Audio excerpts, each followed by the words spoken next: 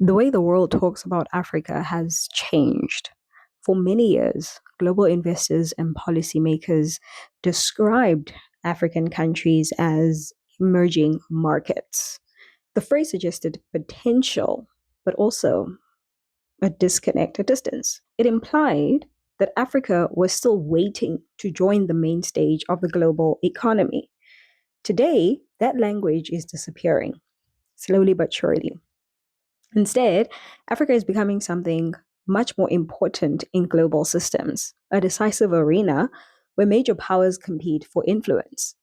This shift can be seen through observable economic patterns and decisions that shape trade, finance, and security.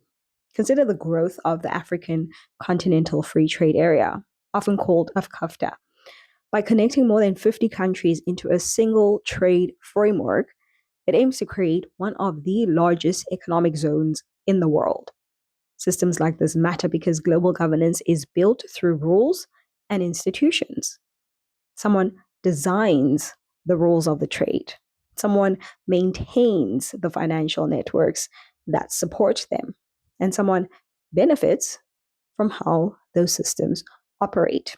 And for decades, institutions such as the International Monetary Fund and the World Bank played a central role in shaping economic policy across many African countries. Their loans often came with conditions that influenced government spending or currency policy and even development priorities. But as African economies grow and diversify, the balance of influence is shifting.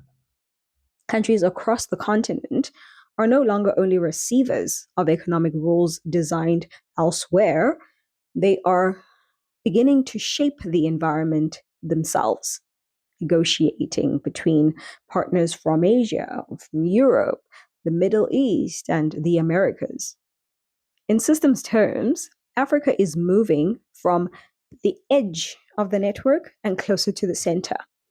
And that change affects security partnerships, trade corridors, and infrastructure investments because whoever helps build the system often gains a long term role in maintaining it. Another sign of Africa's rising strategic importance appears in infrastructure and finance. Over the past 2 decades, enormous investment has flowed into roads, ports, railways, and digital networks across the continent.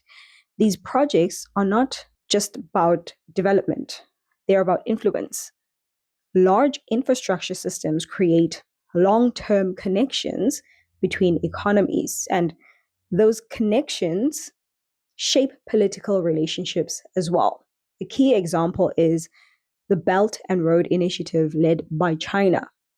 Through this program, Chinese banks and construction companies have financed ports and railways and energy facilities in several African countries. Critics sometimes describe these projects as geopolitical tools, while supporters argue they fill infrastructure gaps that traditional lenders ignored for decades. Both views reveal something important about governance systems. Infrastructure determines how goods move, how energy flows, and how digital networks operate. Whoever finances and builds those systems becomes part of the structure that maintains them. And at the same time, the other global players are also responding. The United States and the European Union have launched new initiatives focused on investment partnerships, supply chains, and critical minerals. This growing competition highlights a deeper shift. Africa is not only receiving investment, it is becoming a place where global economic strategies intersect. For African governments, this creates both opportunity and a whole lot of pressure. On one hand, multiple partners means more bargaining power. And on the other, every infrastructure deal, every loan agreement, or trade framework connects national policy to wider global systems that countries do not fully control. Security considerations are also part of this transformation. Economic growth and security are closely connected in governance systems because trade routes, energy supplies, and digital networks all require stability. In recent years, many global powers have increased security cooperation with African governments. Some partnerships focus on counterterrorism or maritime security along important shipping lanes. Others relate to the protection of supply chains for resources such as cobalt, lithium, and rare earth minerals, which are essential for modern technology. These minerals are crucial for batteries, renewable energy systems, and electronics, meaning that the global technology economy increasingly depends on African resources. This creates a powerful link between economic systems and defense planning. Institutions like the expanding BRICS bloc have also brought African countries into conversations about alternative financial systems and development banks. When new institutions appear, they can slowly reshape global governance because they offer different ways to finance projects or settle trade. For African leaders, the question becomes how to navigate these overlapping systems.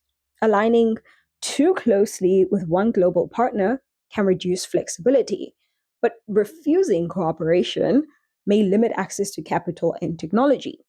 As awareness grows across the continent about Africa's strategic value, governments are beginning to negotiate with greater confidence. They understand that global systems rely on access to markets, to resources, and political partnerships found within Africa. The continent is no longer simply part of someone else's strategy. Increasingly, it is the place where those strategies meet, compete, and evolve. The global shift toward recognizing Africa as a decisive arena is particularly evident when we examine economic autonomy and financial systems. For decades, African countries operated largely within frameworks set by Western led institutions such as the IMF or International Monetary Fund and the World Bank. These institutions provided loans, they provided development advice and economic guidelines, but their influence often came with conditions that limited national autonomy. Over the past decade, however, African governments have started to assert more control over how they interact with global finance. They are negotiating bilateral and multilateral agreements that give them alternative financing options and more flexibility in development priorities. One clear illustration in the 2025 agreement between several African countries and a coalition of Asian and Middle Eastern investors to finance large scale energy and transport infrastructure projects without relying on traditional Western lenders.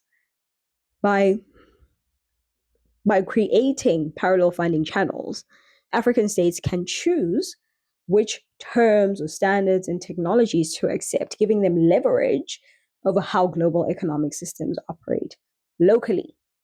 These moves do not immediately dismantle existing institutions, but they create overlapping layers of influence, which is a defining feature of how governance systems evolve. The countries that build and fund and maintain these systems naturally acquire long term authority within them. So, in practice, this means that Africa's role in global economic governance is expanding from being a consumer of capital to being an active participant in determining the rules of investment and trade and resource management. By strategically positioning themselves as indispensable nodes within global supply chains and infrastructure networks, African governments are beginning to shift the balance of influence, demonstrating how institutional design, economic integration, and strategic leverage interact to redefine power. Security remains an inseparable component of Africa's rising strategic value, as economic corridors and trade networks cannot operate without stability. So, ports, shipping lanes, railworks, and mineral rich regions require protection from both criminal and geopolitical threats. Global powers understand that controlling access to these critical systems enhances their influence, and African states are using this understanding to negotiate security partnerships that protect national interests while also accommodating foreign investment.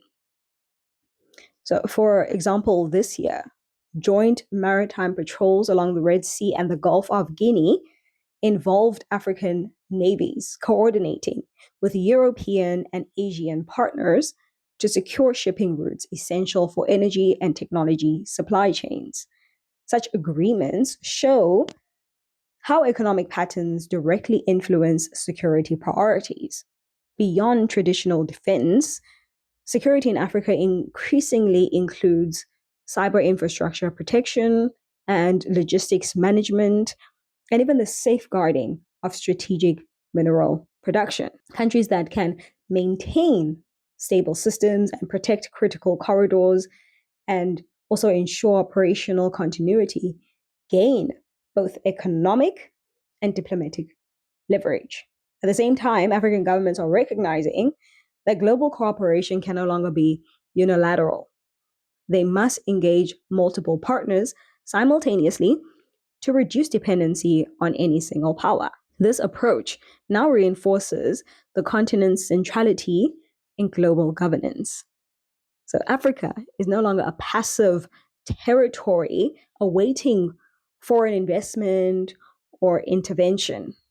Instead, it is a hub where international systems converge, and its governments are active negotiators shaping the terms of engagement, shaping the security of assets, and the rules that determine who benefits from trade and finance and technology networks. When all these factors, the economic influence, the security, global cooperation, when all of them are considered together, it becomes clear that Africa's strategic value has shifted fundamentally.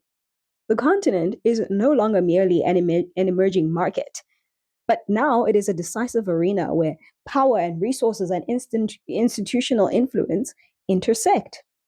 Global governance systems now incorporate Africa as a central node, and that changes the distribution of authority. Countries that can access resources and manage trade networks and participate in financial infrastructure begin to accumulate long-term influence over how the system operates. For African governments, the challenge is balancing integration with global systems and retaining national autonomy. Accepting foreign investment and security partnerships or development assistance always comes with trade-offs. So institutions that provide the finance or provide the infrastructure or security solutions become embedded now in local governance systems, subtly influencing the policies, the priorities, and the capacity. So the evolution of this dynamic demonstrates a broader lesson about governance systems. Power shifts towards the actors who control key resources, to the actors who coordinate infrastructure and maintain functional institutions. And in Africa, those actors are increasingly the national governments themselves as they negotiate and align with multiple global partners, as they decide which projects to approve and set the terms for international agreement. And over time, this transforms Africa from a passive participant into a decisive arena where global influence is actively contested and negotiated. And the long-term evolution of these systems will continue to redistribute authority toward actors who design, maintain, and control the interconnected networks of trade and finance, security that define the modern global order.